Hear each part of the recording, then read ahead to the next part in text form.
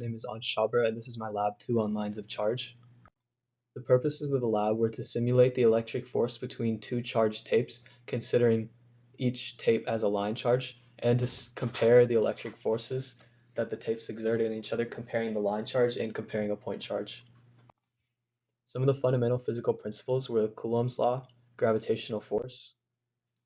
This was a diagram illustrating the interaction between the two charged pieces of tape, an equation relating electric force and electric field, and a free body diagram displaying the forces on the top piece of tape.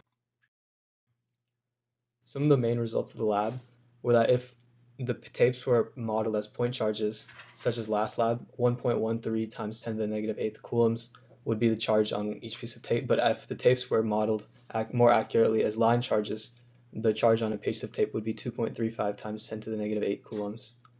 Dividing the tape into segments and modeling as a line charge results in more accurate results. These were some of the procedures from the last lab. You basically had to charge up tapes and show the interaction between two pieces of charge, but more so in this lab, you obtained the measurements and all the values from the past lab and coded a simulation for the two pieces of tape, this time considering the pieces of tape as a line charge rather than a point charge, and you calculated the charge using these equations and developed another computational model showing both pieces of tape as line charges rather than just the top piece of tape as a line charge.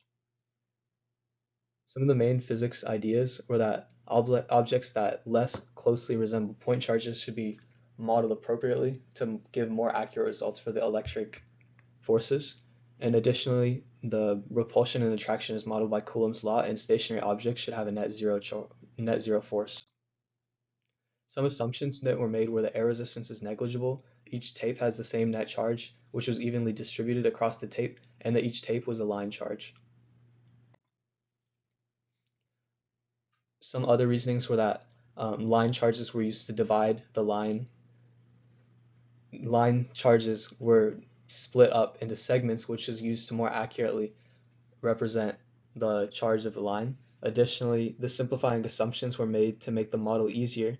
The top piece of tape was the system and the bottom piece of tape was the surroundings, and the initial conditions showed that two charged pieces of tape with the charges evenly distributed with negligible air resistance.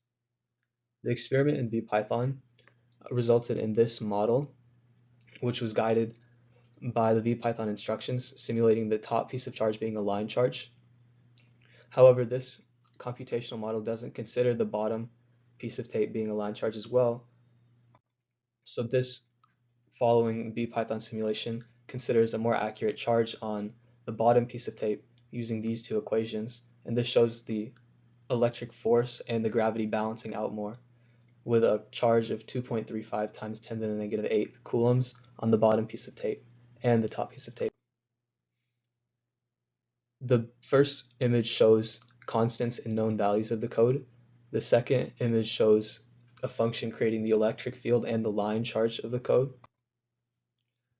This image shows creating the pieces of tape, specifically with the distance between the bottom and top piece of tape, their mass, their charge, and divided into 100 segments. This piece of code scales the force vectors and uses for loops to iterate through the charges on the top and bottom tape and calculates the electric field and force on the top tape due to the bottom tape.